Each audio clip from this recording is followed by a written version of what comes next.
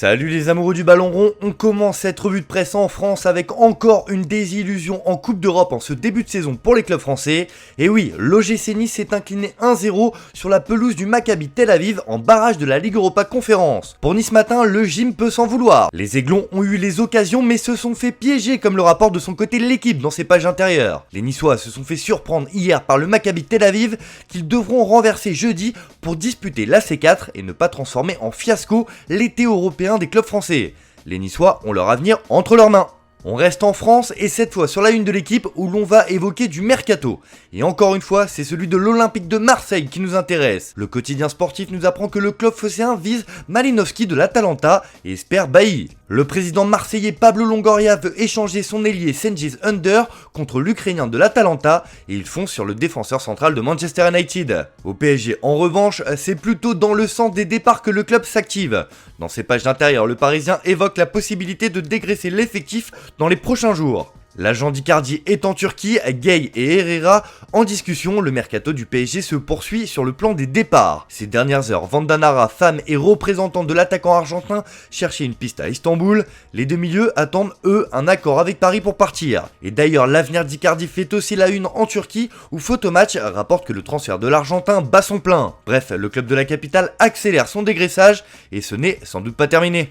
On prend la direction de l'Angleterre où ça y est, Manchester United va réaliser un gros coup au milieu de terrain.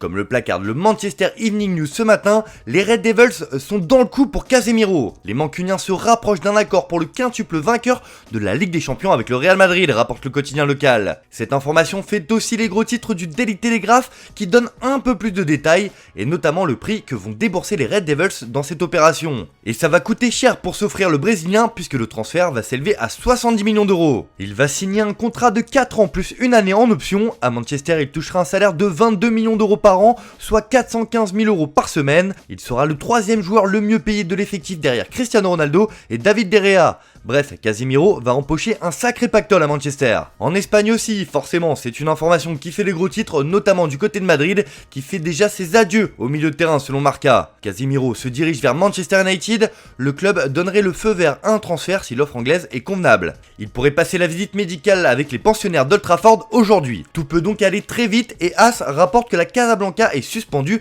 à la décision du joueur.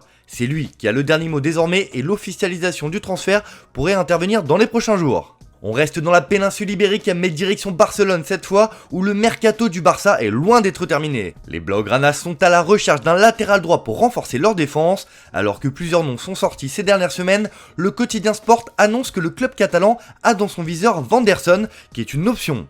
Le Barça demande à Monaco pour le latéral droit brésilien de 21 ans.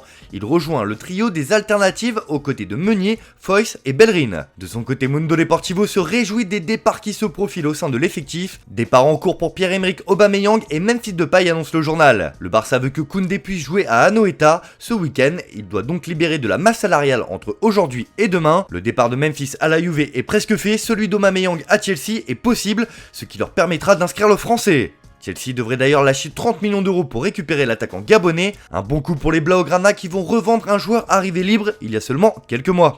On termine ce tour de la presse en Italie où l'Inter va taper du poing sur la table dans le dossier Milan Skriniar. Comme l'annonce la Gazzetta dello Sport sur sa une ce matin, l'Inter fait un mur pour son défenseur. Le PSG est prêt à offrir 65 millions d'euros, mais le club Nerazzurri résiste. Le Slovaque ne pouvait que partir pour une proposition de choc de 90 millions d'euros. Les Nerazzurri sortent les barbelés pour leurs joueurs et auront résisté tout l'été aux assauts du club parisien. Car oui, le PSG va encore faire une offre comme le rapporte aussi le Corriere dello Sport, mais le quotidien met aussi en avant le mercato réussi du Napoli ces derniers jours avec notamment Raspadori. Avec Ndombele et Simeone, Spalletti ajoute le talent de Sassuolo. En seulement 48 heures, Aurelio De Laurentiis réalise le triplé du mercato qui permettra à Naples de rêver du Scudetto. Le français et l'attaquant complètent la révolution, juge le média. Voilà, c'est tout pour aujourd'hui. Bonne journée à tous. N'oubliez pas, on se retrouve cet après-midi pour le JT Foot Mercato.